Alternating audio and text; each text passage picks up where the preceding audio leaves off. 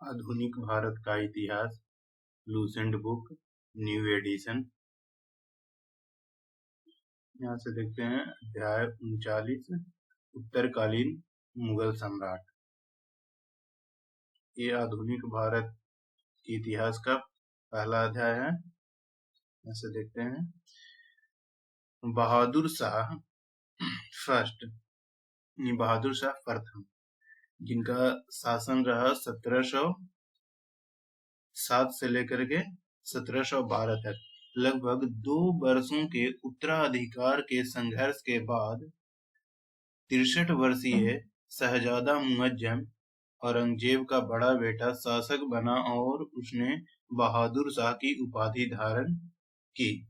इस लड़ाई में इसने अपने भाइयों मुहम्मद आजम तथा कामबख्श की हत्या कर दी। बाद में इसे बहादुर शाह प्रथम कहा गया।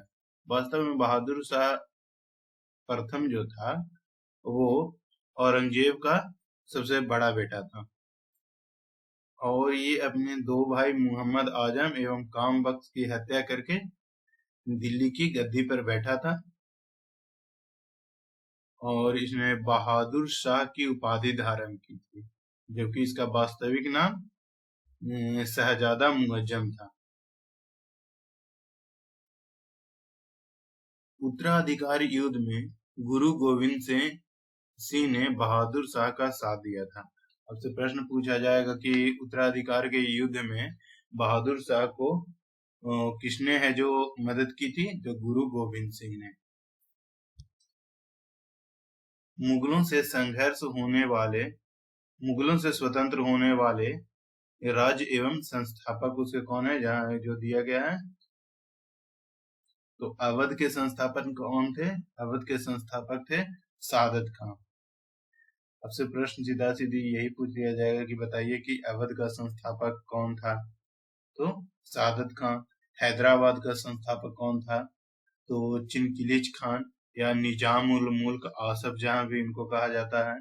रुहेलखंड, वीर दाऊद एवं अली मुहम्मद खां।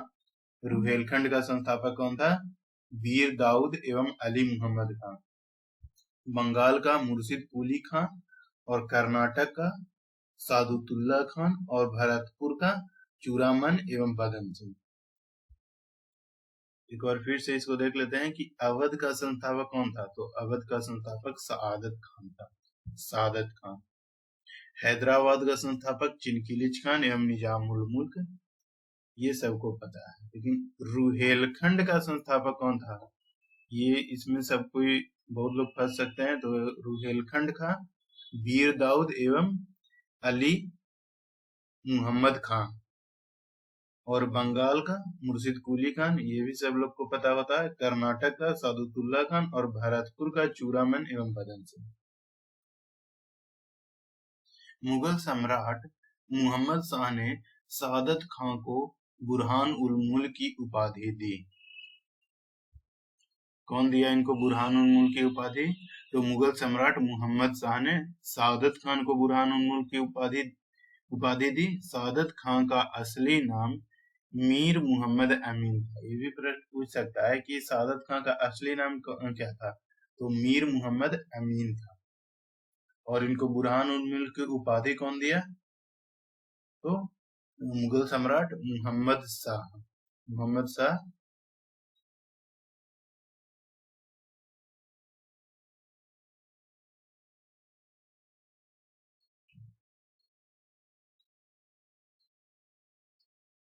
अब है खाकी खान ने बहादुर शाह को शाह-ए-बेखबर की उपाधि दी थी। बहादुर शाह को शाह-ए-बेखबर की उपाधि कौन दिया था? तो खाकी खान था। खाकी खान वो व्यक्ति था जो बहादुर शाह यानी मुअज्जम को शाह-ए-बेखबर की उपाधि दी थी। जहादर शाह, इनका शासन काल था 1712 से लेकर के 1713। जुल्फिकार खान की मदद से जहांदार शाह शासक बना। किसके मदद से जहांदार शाह शासक बना? तो जुल्फिकार खान की मदद से जहांदार शाह शासक बना। जुल्फिकार खान को प्रधानमंत्री बनाया। उसने साम्राज्य की वित्तीय स्थिति ठीक करने के लिए इजारा प्रथा की शुरुआत की। अब यहाँ बताया गया है कि मुगल काल में इजारा प्रथा की शुरुआत किसने की थी? तो ये जो प्रधानमंत्री था इनका जुल्फिकार खान, उसी ने इजारे प्रथा की शुरुआत की थी। जहांदार शाह ने भी जजिया कर को समाप्त कर दिया, और जहांदार शाह था वो भी जजिया कर को समाप्त कर दिया। जहांदार शाह अपने शासन में लाल कुमारी नामक वेश्या को हस्तक्षेप करने का आदेश दे रखा था। तो जहांदार शाह जो था वो अपने शासन काल में एक लाल कुमारी नामक वेश्या को शासनादेश में हस्तक्षेप करने का आदेश दे रखा था। तो आपसे प्रश्न ऐसे पूछा जा सकता है कि जहांदार शाह के शासन काल के दौरान किस वेश्या का हस्तक्षेप शासन में होता था? तो लाल कुमारी। मुगल कालीन इतिहास में सैयद बंधु हुसैन अली खान एवं अब्दुल्ला खान को शासक निर्माता के रूप में जाना जाता है। ये महत्वपूर्ण है ये वाला प्रश्न कि मुगल कालीन इतिहास में सैयद बंधु हुसैन अली खान एवं अब्दुल्ला खान को शासक निर्माता या शासक निर्माता के रूप में किन सैयद बंधुओं को जाना जाता है? तो 3-4 ऑप्शन दे दिया जाएगा, उसमें से हुसैन अली खान एवं अब्दुल्ला खान, ये दो व्यक्ति थे जो शासक निर्माता या निर्माता के रूप में जाने जाते थे। हुसैन अली खान एवं अब्दुल्ला खान। जहांदार शाह को लंपट मूर्ख भी कहा जाता था। अरे जहांदार शाह जो था उसको लंपट मूर्ख के भी नाम से, आपसे सीधा सीधा यही प्रश्न पूछा जाए, किस मुगल शासक को लंपट मूर्ख के नाम से जाना जाता था? जहांदार शाह। किस मुगल शासक के शासन काल में लाल कुमारी नामक वेश्या का हस्तक्षेप हुआ करता था? तो जहांदार शाह। अब है फर्रुखसियर का शासन काल 1713 से 1719। ये एक महत्वपूर्ण शासकों में से एक है, इसको याद रखना होगा। सैयद बंधु अब्दुल्ला खान एवं हुसैन अली खान की मदद से फर्रुखसियर शासक बना। अब देखिए यहाँ बताया गया है कि दो थे सैयद बंधु, हुसैन अली खान एवं अब्दुल्ला खान, ये दोनों नृप निर्माता के रूप में थे। और फर्रुखसियर जो गद्दी पर बैठा उसमें मदद करने वाला कौन था? तो हुसैन अली खान एवं अब्दुल्ला खान ही वो दो व्यक्ति थे। तो फर्रुखसियर को मुगल वंश का घृणित कायर कहा जाता है। अब से ये भी प्रश्न पूछा जाएगा कि किस मुगल शासक को घृणित कायर के रूप में जाना जाता है? तो फर्रुखसियर को घृणित कायर कहा जाता है। 1715 में एक शिष्टमंडल जॉन सुरमन के नेतृत्व में भारत आया। किसके नेतृत्व में आया? जॉन सुरमन के नेतृत्व में एक शिष्टमंडल भारत आया। कब आया? 1715 में।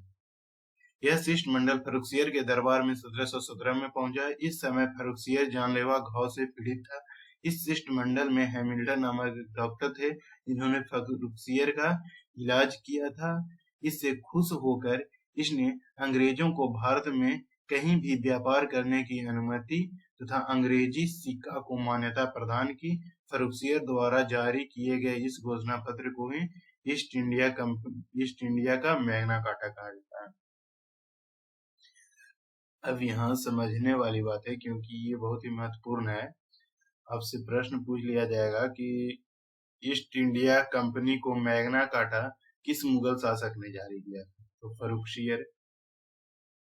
तो इसके पीछे थोड़ा सा ये भी कहानी याद रखिए कि जिस समय जॉन सुरमन के नेतृत्व में शिष्टमंडल भारत आया 1717 में और ये मुगल दरबार में पहुंचा, तो उस समय फर्रुखसियर को एक जानलेवा घाव हुआ था तत्कालीन समय में। तो उसके शिष्टमंडल में एक हैमिल्टन नामक व्यक्ति था। वो इनका घाव का इलाज कर देता है और ये ठीक हो जाता है।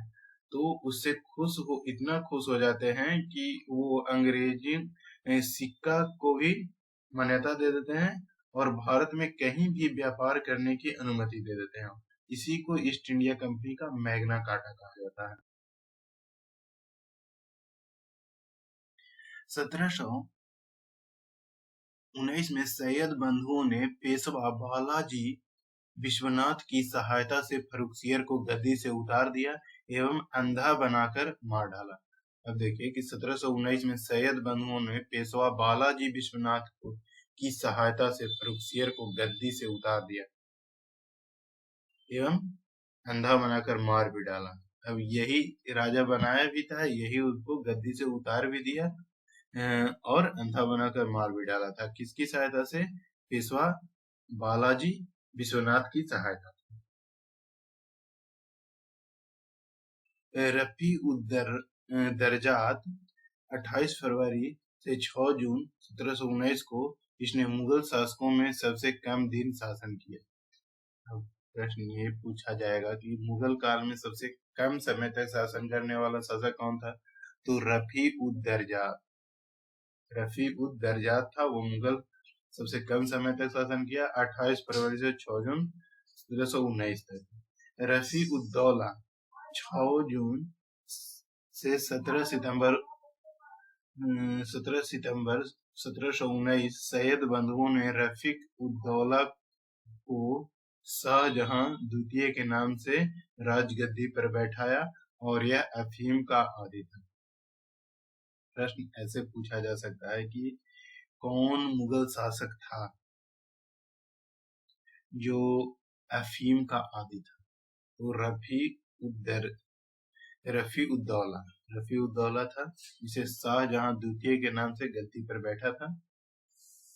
अब है मुहम्मद शाह 1719 से 1748 तक। ये लगभग 28-29 वर्ष का इसका शासन काल है। तो इसने निजामुल मुल्क की सहायता से सैयद बंधुओं को मौत के घाट उतार दिया।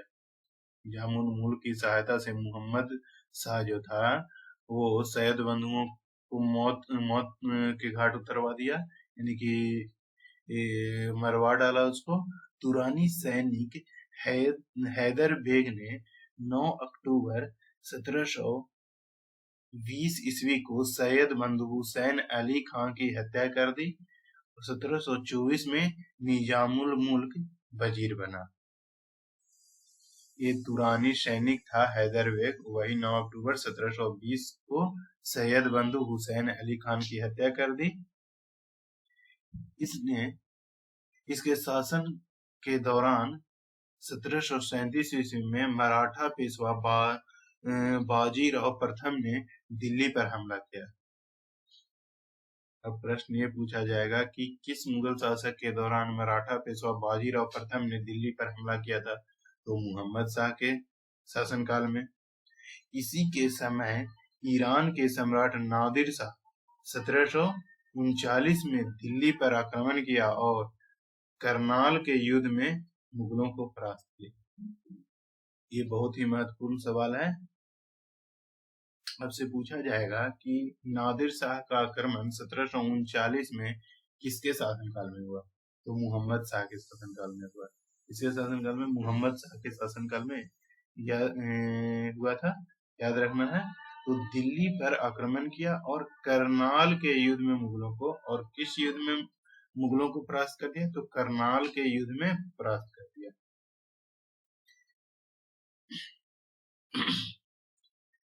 हैदराबाद की स्थापना तुरानियों ने एवं अवध की स्थापना ईरानियों ने की थी। हैदराबाद की स्थापना कौन किया था? तो तुरानियों ने, और अवध की स्थापना ईरानियों ने। याद रखना है, हैदराबाद जो दक्षिण भारत में है इसकी स्थापना तुरानी किया था, और अवध जो उत्तर भारत में है ईरानियों ने की थी। ईरान फारस के सम्राट नादिर शाह ने 1739 में दिल्ली पर आक्रमण किया। ये फारस का ईरान का सम्राट था नादिर शाह, जो 1739 में दिल्ली पर आक्रमण किया। उस समय दिल्ली का शासक मोहम्मद शाह था, जैसा देखे ही। नादिर शाह को ईरान का नेपोलियन कहा जाता है। आपसे प्रश्न ये पूछा जाएगा कि नादिर शाह को किसको ईरान का नेपोलियन कहा जाता है, तो नादिर शाह को ईरान का नेपोलियन कहा जाता है। नादिर शाह लगभग 70 करोड़ रुपए की धनराशि और शाहजहां का बनाया हुआ तख्ते ताऊस तथा कोहिनूर हीरा लेकर फारस वापस लौट गया।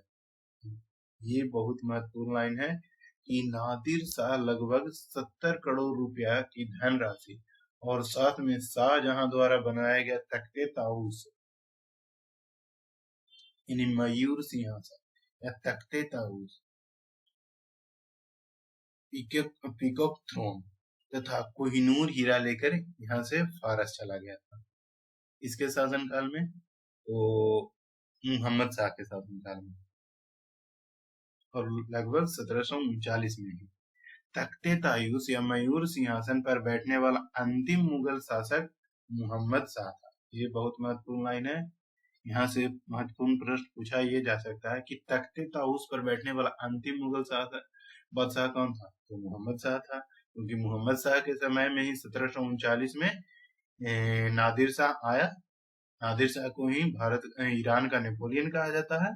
और ये उस समय क्या क्या लेके चल गया, कोहिनूर हीरा लेके चला गया भारत से, और 70 करोड़ रुपया भी लेके गए, और तख्ते तायूस यानी मयूर सिंहासन भी शाहजहां द्वारा निर्मित, ये भी लेकर चला गया।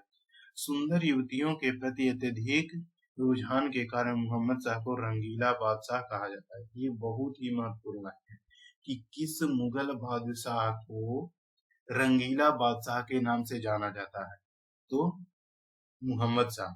मोहम्मद शाह के समय में बहुत घटना हुआ। मयूर सिंहासन लेकर चला गया, दिल्ली पर है जो किसका, नादिर शाह का आक्रमण हुआ, जिसको ईरान का नेपोलियन कहा जाता है। तख्ते ताऊस पर बैठने वाला अंतिम मुगल शासक कौन था, मोहम्मद शाह था। तो मोहम्मद शाह बहुत ही इम्पोर्टेंट कैरेक्टर है। एक संगीतकार के रूप में मोहम्मद शाह ने अनेक ख्यालों की रचना भी की है। मोहम्मद शाह के शासनकाल में ही हैदराबाद के चिनकिलिच खान ने निजामुल मुल्क की उपाधि धारण की और 1725 में स्वतंत्र राज्य की स्थापना की थी।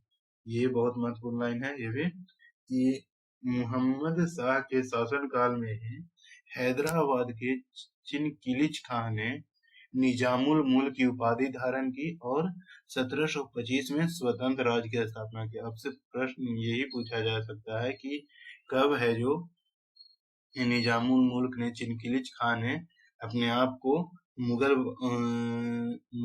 नियंत्रण से स्वतंत्र कर लिया था, तो 1725 में। अब बस देख लेते हैं कि उत्तरकालीन मुगल सम्राट का शासनकाल कब से कब तक रहा। तो बहादुर शाह 1707 से लेकर के 1712 तक, क्योंकि किसी किसी एग्जाम में ये पूछ लिया जाता है कि बहादुर शाह का शासनकाल कब से कब तक था, तो 1717 से लेकर के 1712 ईस्वी तक। जहांदार शाह 1712 से लेकर के 1713 तक, बहुत छोटा अवधि तक रहा। फर्रुखसियर रहा 1713 से लेकर के 1719 तक, और मोहम्मद शाह 1719 से 1748 तक।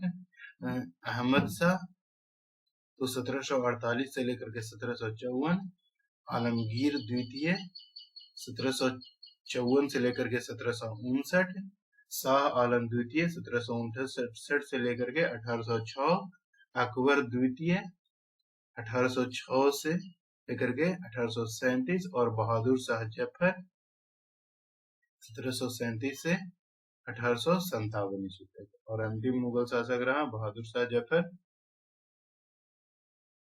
अब है अहमद शाह। मोहम्मद शाह के बाद कौन है, तो अहमद शाह है। ये 1754 तक शासन करेगा, 1748 से लेकर के। यह एक अयोग्य शासक था। इसने राजकाल के सभी काम उद्धम बाई को सौंप दिए थे, जिसे किबला ए आलम की उपाधि दी गई है। ये बहुत ही अयोग्य शासक था अहमद शाह। और इसने राजकाल के सभी काम को उद्धम बाई को सौंप दिया था, जिसे किबला ए आलम की उपाधि दी गई थी। प्रश्न ये भी पूछा जा सकता है कि किबला ए आलम की उपाधि किसे दी गई थी मुगल शासन के दौरान, तो उद्धम बाई को।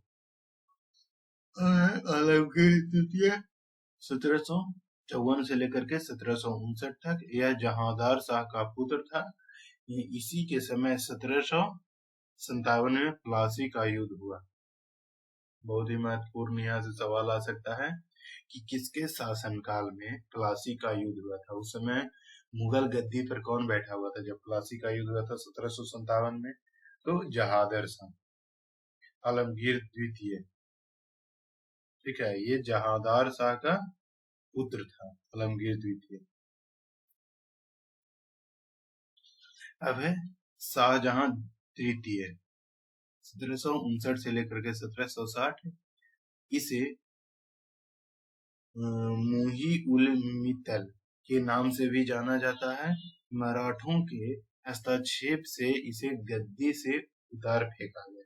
ठीक है, शाहजहां तृतीय को मराठों के हस्तक्षेप से गद्दी से उतार फेंका गया। शाह आलम द्वितीय को 1759 से 1806 इसके शासन काल में दो निर्णायक युद्ध, पानीपत का तीसरा युद्ध 1761 एवं बक्सर का युद्ध 1764 हुआ था।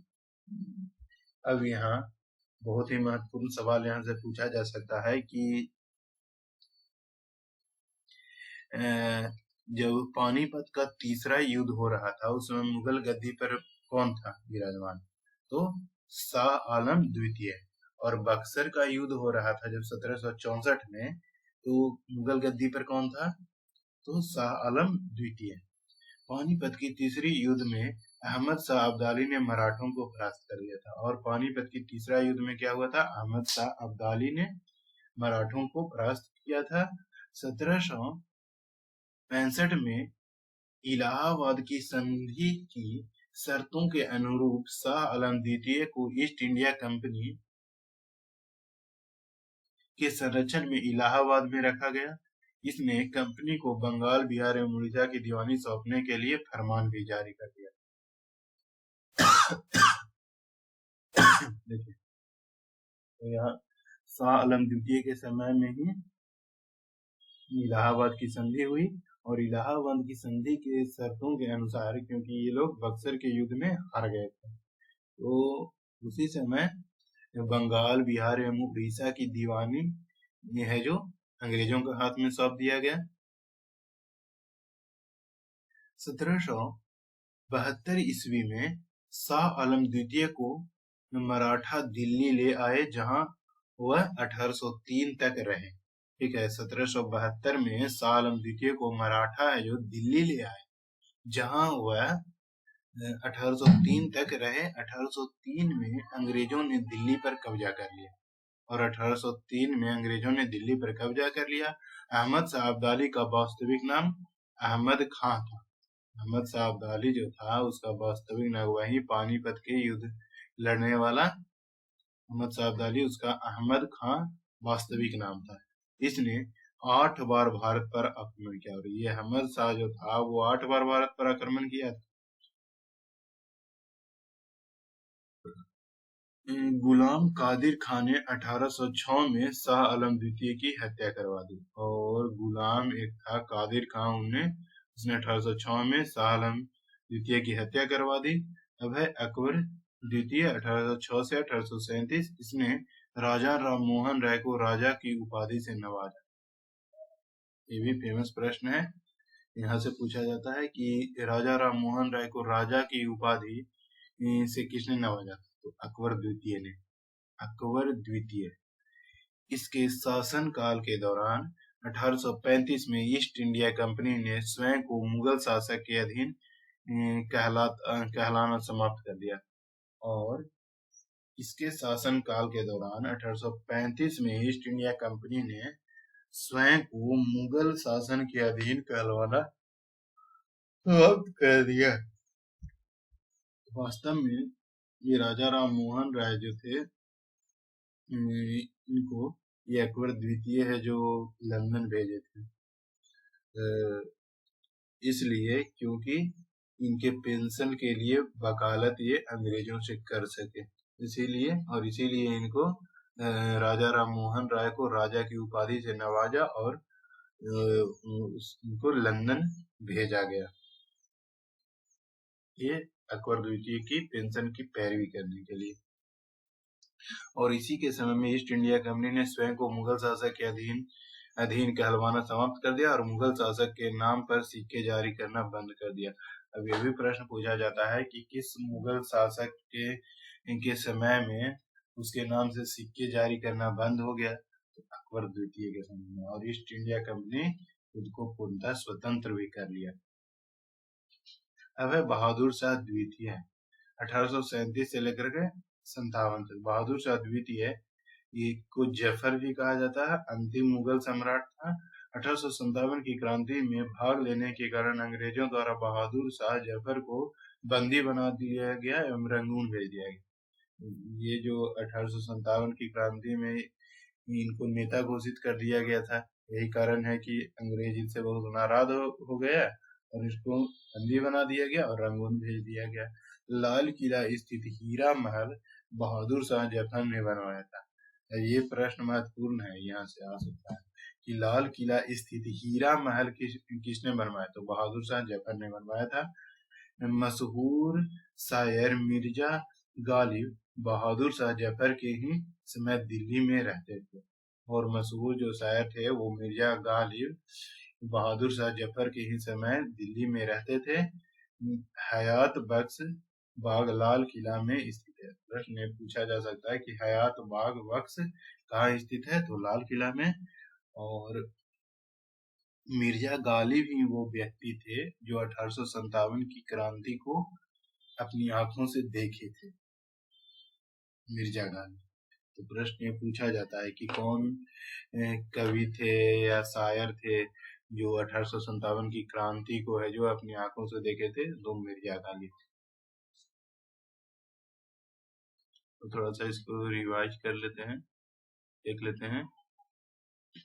तो यहाँ से बहादुर शाह का साथ दिया था कौन उत्तराधिकारी के युद्ध में, गुरु गोविंद सिंह ने। गुरु गोविंद सिंह सिखों के 10वें गुरु जो पटना से संबंधित है। अब है यहाँ देख लेते हैं अवध के संस्थापक कौन थे, तो सादत खान, हैदराबाद के चिंकिलिज खान और रुहेलखंड के वीर दाऊद या अली मोहम्मद।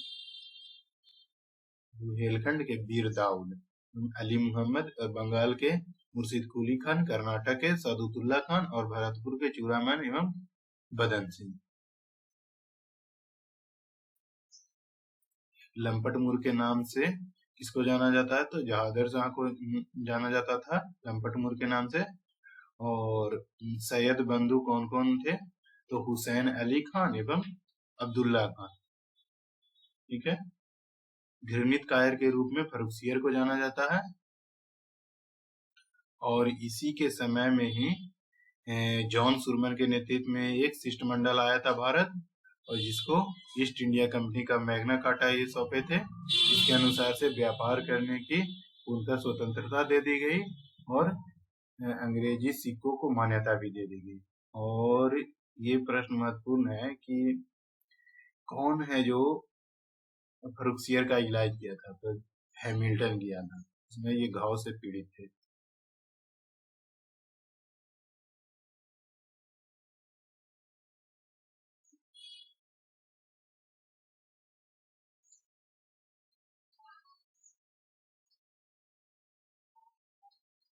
यहाँ देख लेते हैं कि हैदराबाद की स्थापना तुरानियों ने की थी एवं अवध की स्थापना ईरानियों ने की थी।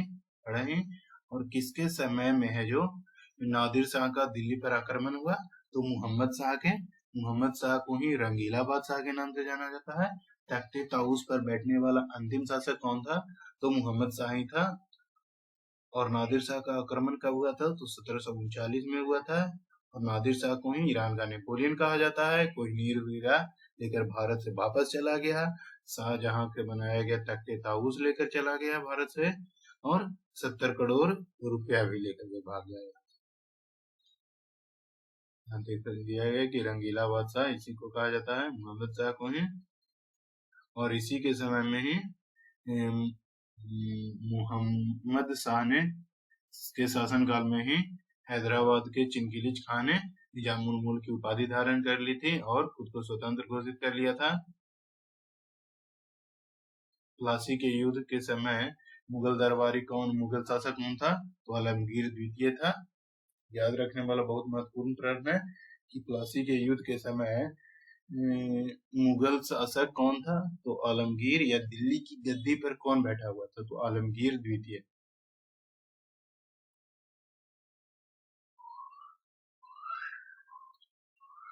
पानीपत के निर्णायक युद्ध के समय कौन था? तो शाह आलम द्वितीय था गद्दी पर। और बक्सर के युद्ध के समय शाह आलम द्वितीय। काफी कंफ्यूजन होता है इसमें, आलमगीर द्वितीय और शाह आलम द्वितीय, क्योंकि प्लासी का युद्ध और बक्सर का युद्ध बहुत ही लगभग 6-7 साल के ही अंतराल पर हुआ था, तो अक्सर कंफ्यूजन हो जाता है इसमें। इसीलिए याद रखना कि बक्सर के युद्ध के समय शाह आलम द्वितीय